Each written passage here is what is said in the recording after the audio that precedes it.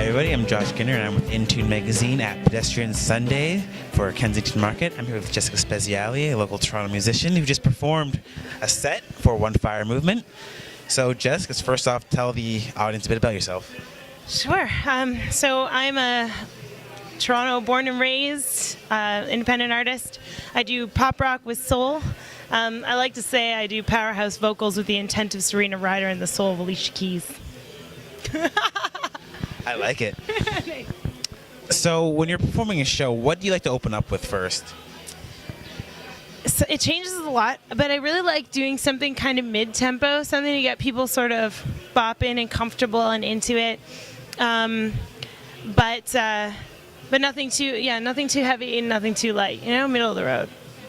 Today we opened with a song called "Too Much to Take," which is going to be on a new record coming up. So it's been really great to have. We've been changing it around and working on getting a new intro for it and that kind of stuff. So it's changing, but that's sort of where my mind goes for starting a show.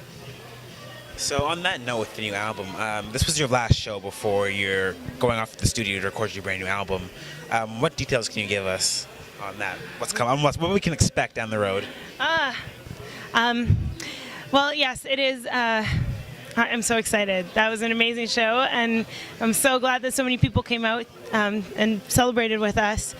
We can expect a bit of an evolution on the sound. It's just getting deeper into the pop rock with soul that we have been chasing. So, yeah, as I've been maturing as a songwriter and working with these two new producers, actually, Darneezy and Matt Mack are working on the album with me, and they have been helping me to really dig into this sound and bring out the best performance and the best version of the writing so that it's starting to really get there now. I've never felt closer to my vision before, so I'm very excited. So how did you get involved with One Fire Movement? One Fire Movement, it was a series of magical events. Tony Roost, who is behind the One Fire Movement, he and I met at Canadian Music Week. I used to volunteer there several years ago, and he was in line for this mentor cafe that I was volunteering at, and so we started chatting, and what do you do, and this. And then we ran into each other at an open mic, the Free Times Cafe in downtown Toronto. So, and he heard this one song, and he goes, Jess, he's like, I'm doing a compilation CD with my new nonprofit called the One Fire Movement. He said, I'd love to have that song on the record.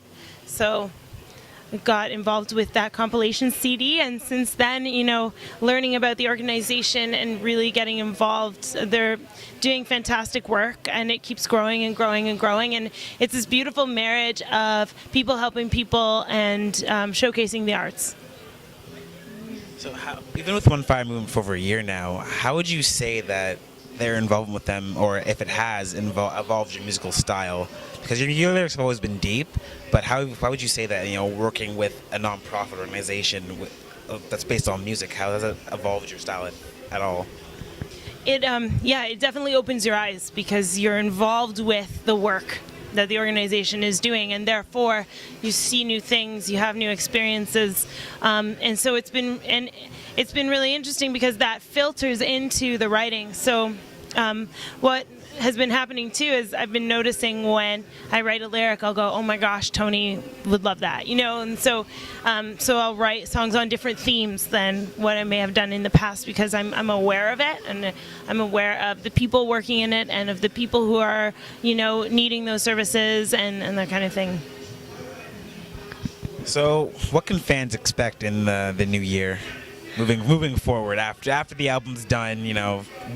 I don't know if you've thought this far ahead, but what are your plans after your album's done? Yeah, to be honest with you, I'm still on, oh my gosh, can we get the record done in time? But we're releasing in the fall, so I have very, very, very big hopes to do a big tour after that. Don't know where, definitely Southern Ontario at least, and don't know when yet either, but that is, I love the road, so I'd love to get back out and playing shows, and I really look forward to that. So for people who are just being introduced to your craft now, what would you say is the best song to get to know you and that kind of encompasses what you do? Oh my God. It's really hard. It's really hard because I think the one that I want to say is not, nobody knows heard it. You know? So it's like, oh no, I can't say that. But okay, of all the music that's up on jessicaspeziale.com, let's see. I would probably say Brace Yourself because, you know, it's a really old song. I wrote it when I was in my teens. But it's grown with me. And it's, you know, it's poppy, it's rocky, it's really fun, but it's got very poetic lyrics, and that's what I love to do. I love creating music that melds poetry with like sort of fun pop rock sound. So where can fans find you online to connect with you and get some of your music? I am, my website is jessicaspeziale.com. That's Speziale. And so jessicaspeziale.com, and then there's links to everything there. But you can get my first record, Dear Reverie, on iTunes, and I'm on SoundCloud as well if that's more your style and you stream your music, or if you watch videos, I've got some videos up on YouTube. So yeah, just search Jessica Speziale on all those channels and you'll find me. Awesome, thanks Jess, and we're here at Pedestrian Sunday for Kensington Market in Toronto, Ontario.